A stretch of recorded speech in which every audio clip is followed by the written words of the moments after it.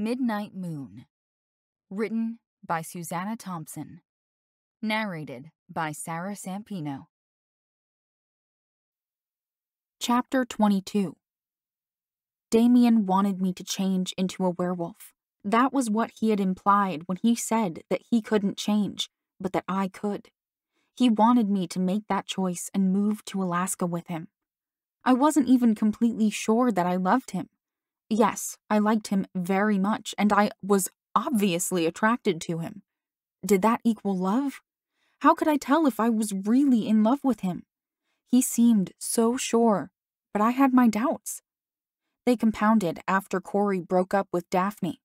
She had been infatuated with him and even lost her virginity to him, but their relationship didn't last. Damien was asking me for much more than that. The thought of moving to Alaska didn't appeal to me, but I could reverse that decision if we broke up. Changing into a werewolf would be permanent, though, although I didn't dislike that idea as much as moving far away into a cold climate. Really? Taylor questioned. I'd be more upset about him wanting to change me into a werewolf than moving to Alaska. I don't know. It seems kind of cool, I admitted.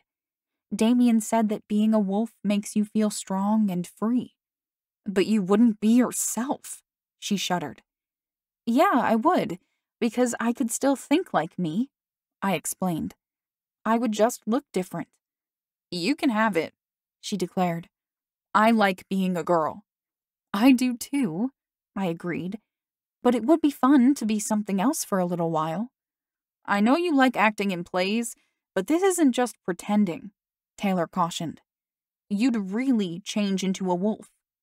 That makes it even more exciting, I said. You're actually thinking about it, she exclaimed in dismay. How can I not think about it? I asked. You said that I should give Damien another chance. Did you forget that he's a werewolf? No, I didn't forget, but I didn't know that he'd want you to move to Alaska and become one too, she protested.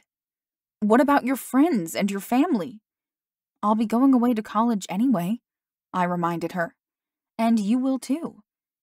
Yeah, but when will we ever see each other if you're in Alaska? Taylor questioned. Do you even know how far away that is? 3,000 miles, 1,000 less than to Hawaii. And I know you wouldn't be complaining if I was moving to Hawaii, I teased. I'd love to visit you in Hawaii, she admitted with a begrudging smile. Then she became serious again. You're really going to do it? My playful smile vanished. I don't know, Taylor. I haven't decided anything yet. I don't even know what job I want, and now he wants me to decide my whole life. Don't rush into it, she advised me urgently.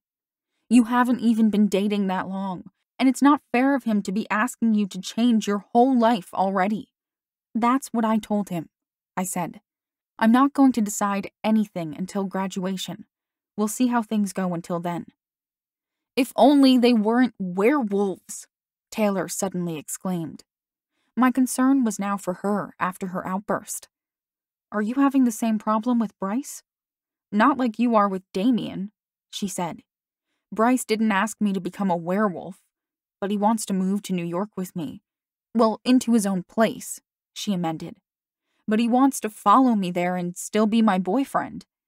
And you don't want that? I asked in surprise. It seemed to me that Bryce would be making all the concessions in their relationship.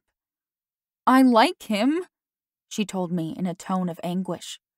I think I could even love him.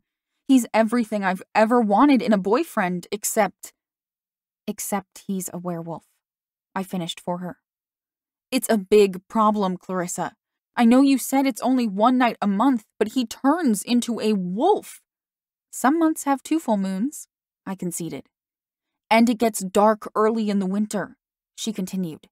It just missed Christmas this year, and what would we do if it falls on Christmas? What would we tell our kids?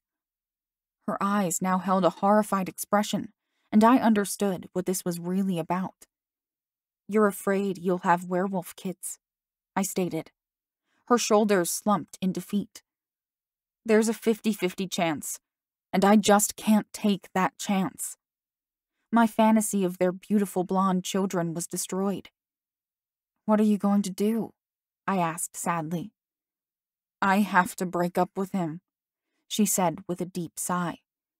"I wanted to stay with him until graduation and go to prom together, but that wouldn't be fair. I don't want to give him hope for a future we'll never have." Poor Bryce, I thought. First he had his heart broken by a girl he then found out was a murderer, and now he was losing the nice girl he'd finally found. The love lives of my friends were truly in a depressing state.